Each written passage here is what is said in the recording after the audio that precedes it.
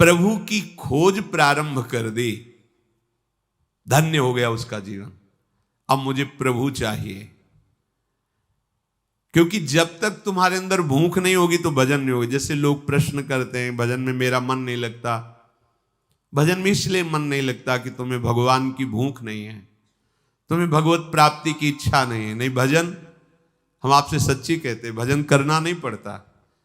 वो हर एक धड़कन में बस वही पुकार बनी रहती है। माला चलाना या बाहरी सब ये ठीक है, एक सीमा तक है। इसके बाद एक स्थिति ऐसी आती है कि पूरा का पूरा हृदय वो एक पागलपन से भरा रहता है। बस प्रभु प्रभु, कुछ नहीं सुनाई देता। उस समय भजन, अरे उस समय रोम रोम रग रग भजन करता है। ये कब हुआ? जब प्रभु की भूख जागृत हो गई। अपने लोगों को प्रभु की भूख नहीं है। हृदय से देख लो, दरस बिन दुखन लागे नयन, जब से तुम बिछुरे प्यारे कबहु न पायो चैन। ये भूख है।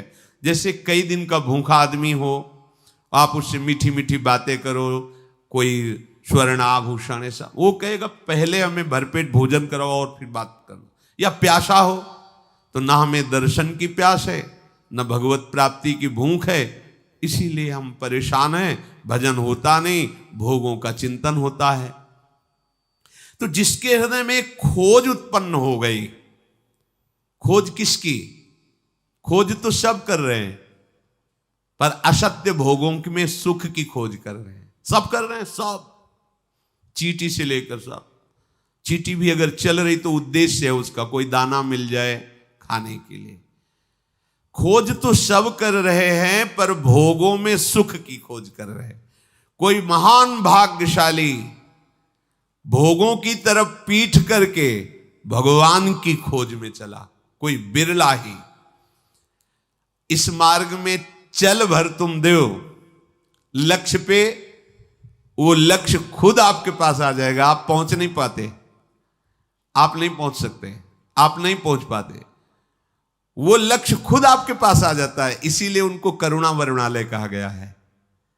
आप चलो तो उनके लिए तो चलो, आप उनके लिए तो थोड़ा रो, उनके लिए थोड़ा बिकल हो।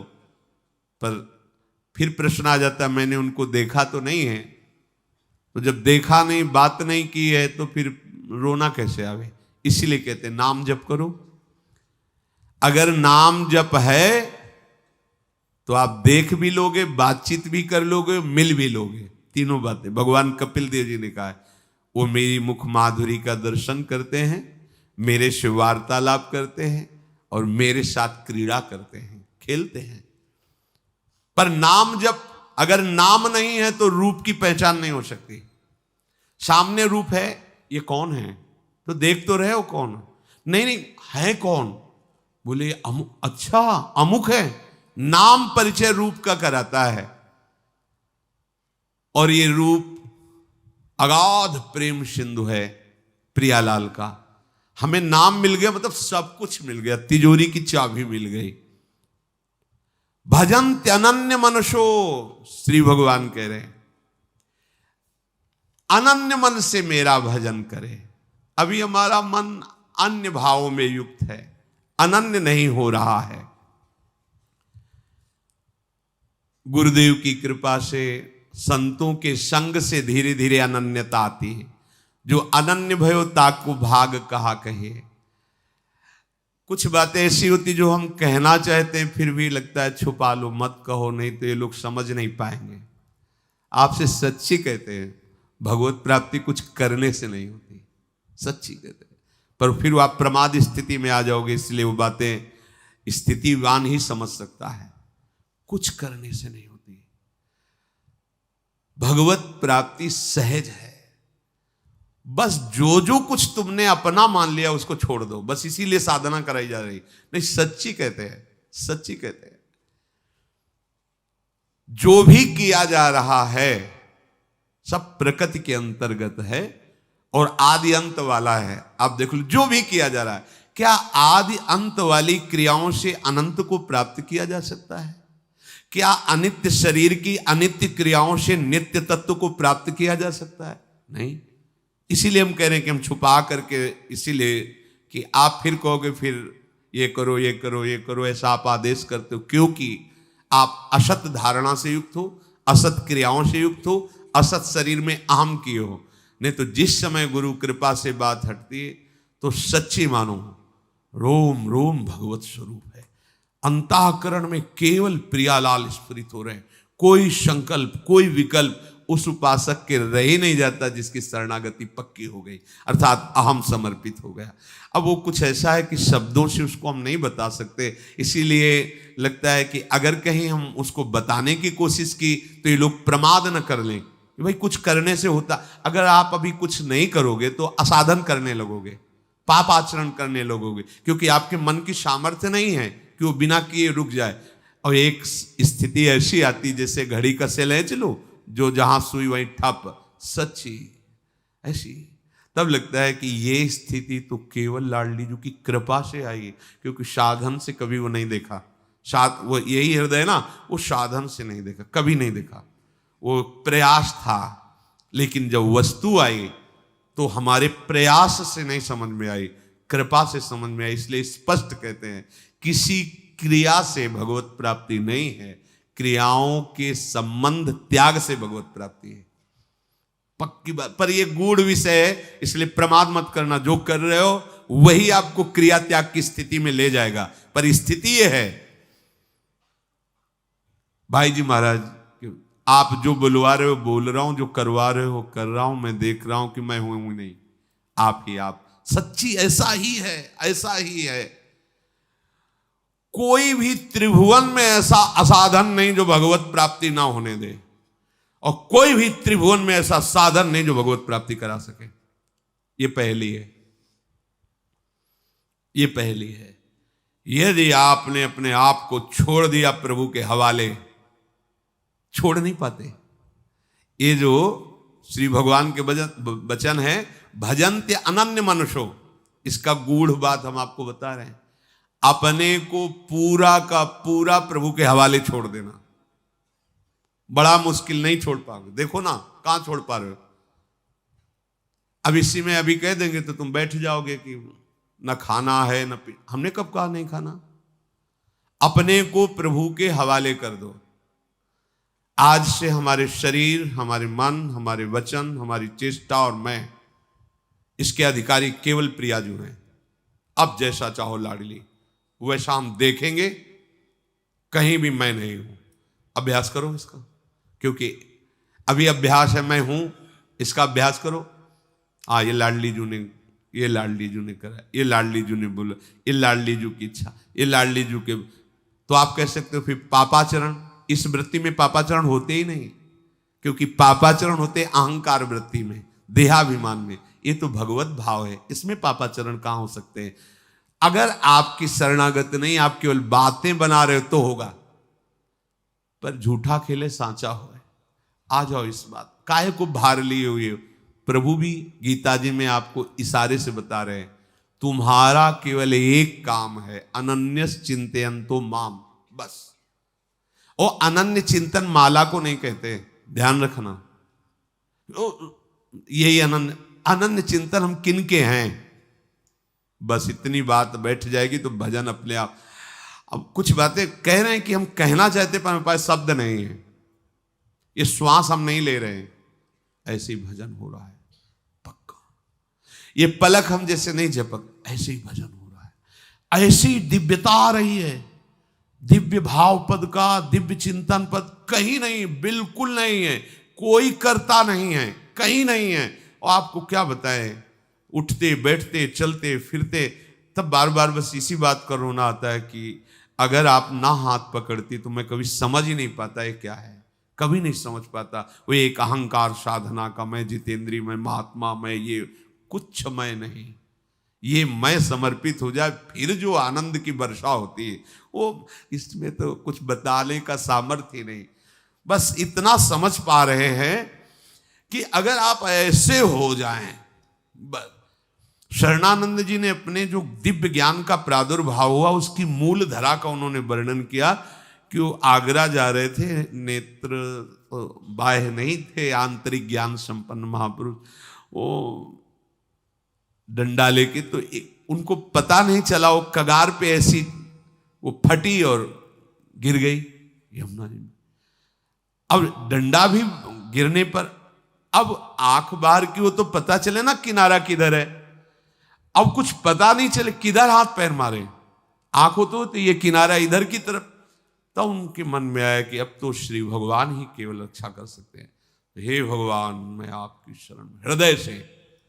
उसी समय न जाने कैसे हाथ में लाठी पड़ गई, किनारा मिल गया, अपना नाम रखा शरणानंद।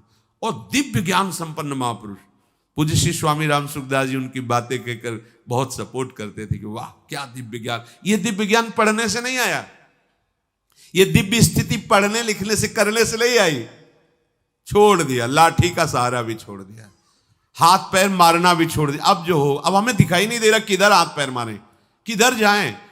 हम हाथ पैर मारे तो और बीच की तरफ जा रहे हैं, हमें क्या पता, कोई दूसरा वहां है नहीं, आंख है नहीं, अब किसका सहारा। मान लो हाथ पैर किधर माने, कौन सी दिशा में जाएं। तो जो सर्वज्ञ है उसी की शरण। आप देख लो, हो सकता है हमारे हाथ पैर और गहराई की तरफ ले जा रहे हो, आप देखना किनारा मिल गया। बिल्कुल आपको भव समुद्र से तरने का एकमात्र उपाय, लाठी का भी सहारा छोड़ दो, ऐसे हो जाओ। पर ये ऐसे होना लगता कैसे हो, फिर शुरू करते चलो नाम ऐसा करो, ऐसा नाम जप। भोरी सखी जी कुछ इशारे से वर्णन कर रही, कह रही नाम श्वास दो बिलक चलत हैं, इनको भेद न मोको भावे।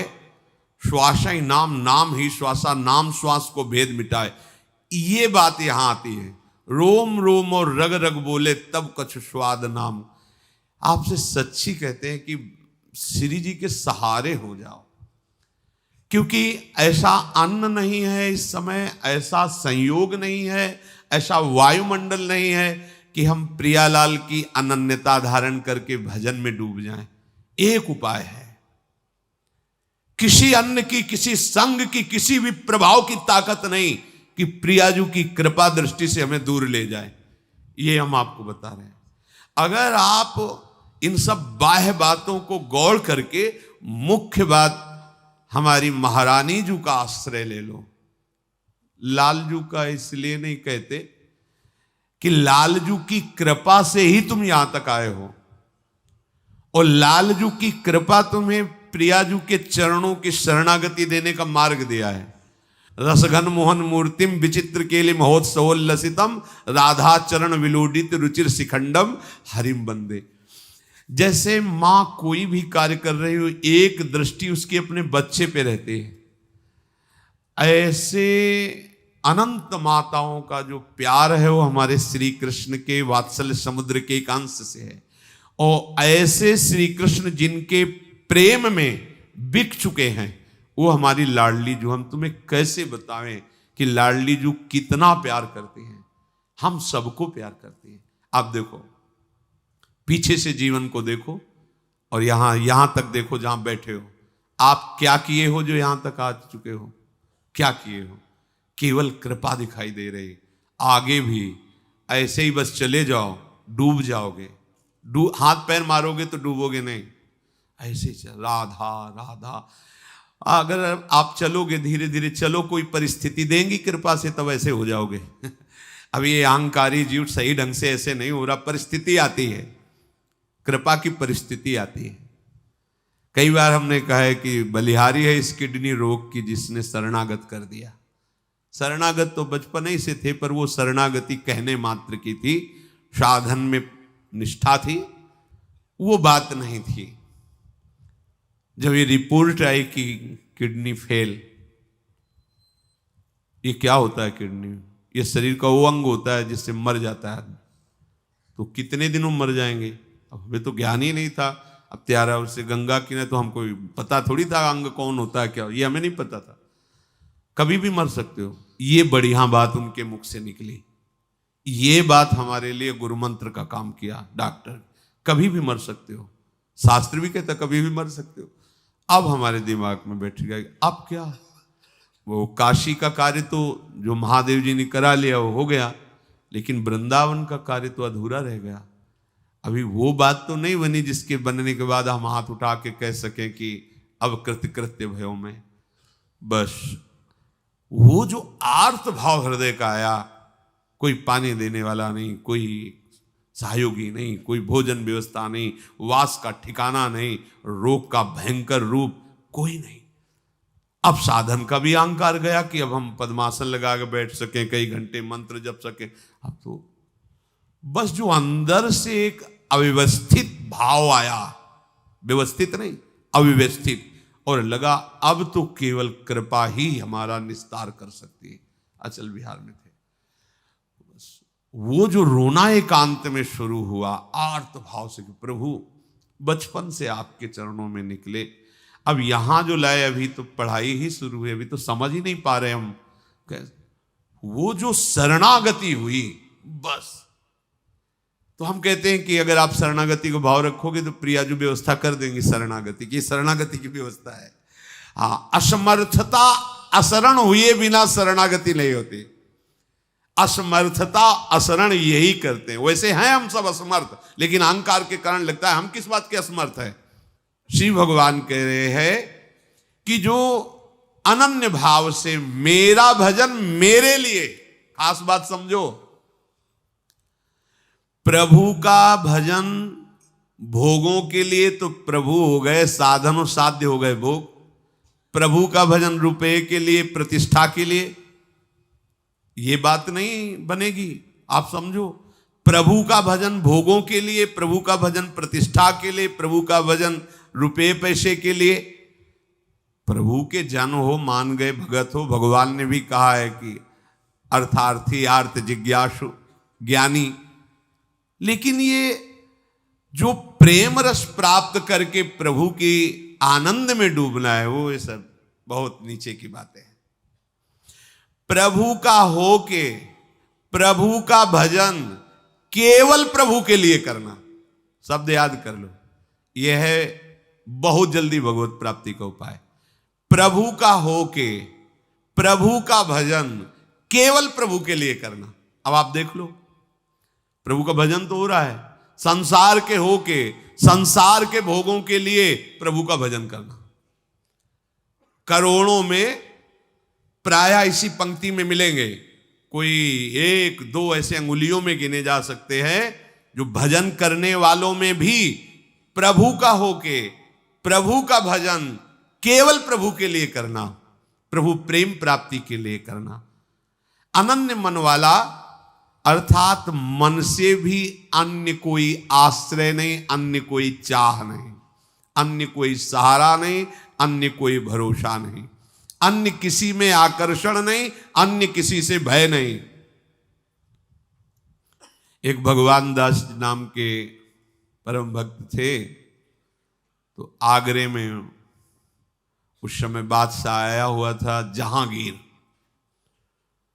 उसने वहां कागजात में देखा तो अर्थ की जो कर व्यवस्था से लिया जाता तो उसमें बहुत कमी पाई गई, और ये उसके अधिकारी थे भगवान दास जी।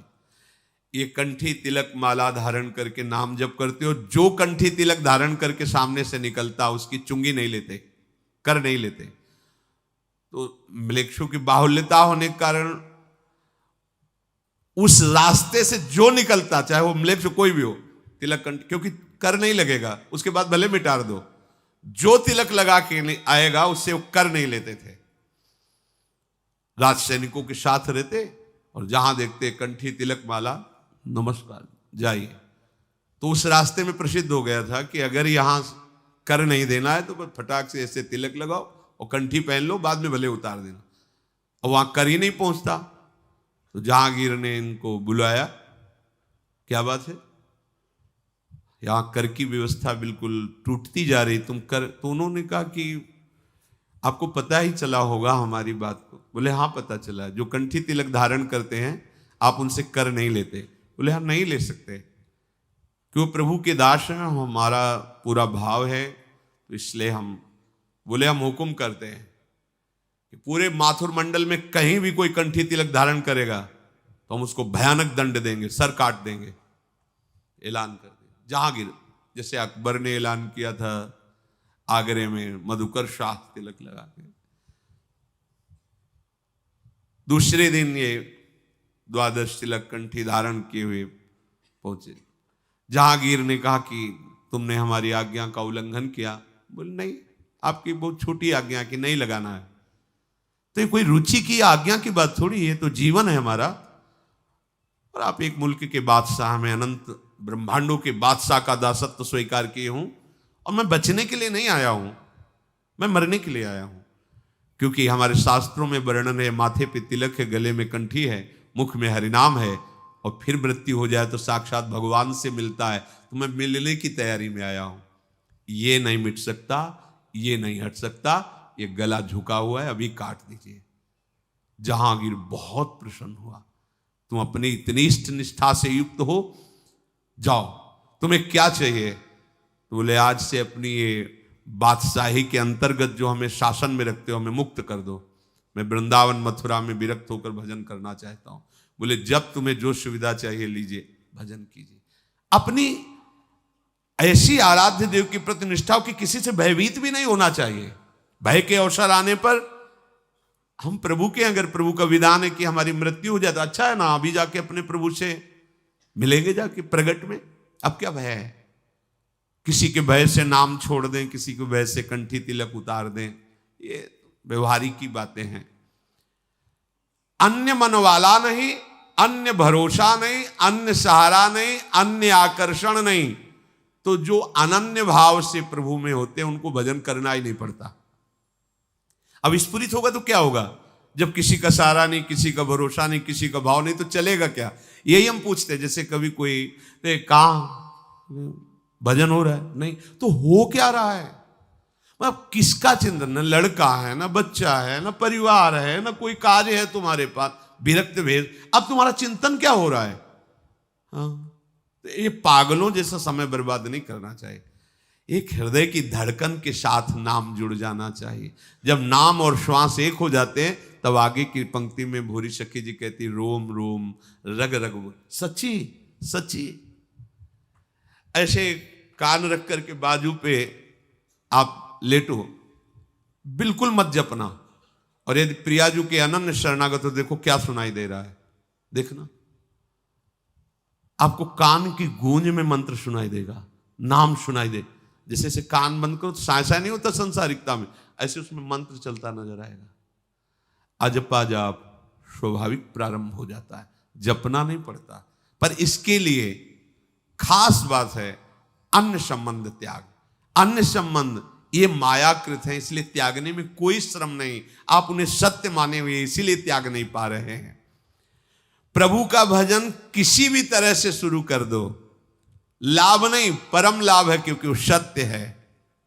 पर जो प्रभु के अनन्य होकर भजन करते हैं उनको जो लाभ प्राप्त होता है, वो आर्त जिज्ञासु अर्थार्थी इनको नहीं प्राप्त होता। प्रभु का अनन्य होकर भजन कर, प्रलोभन के लिए कह रहे हैं।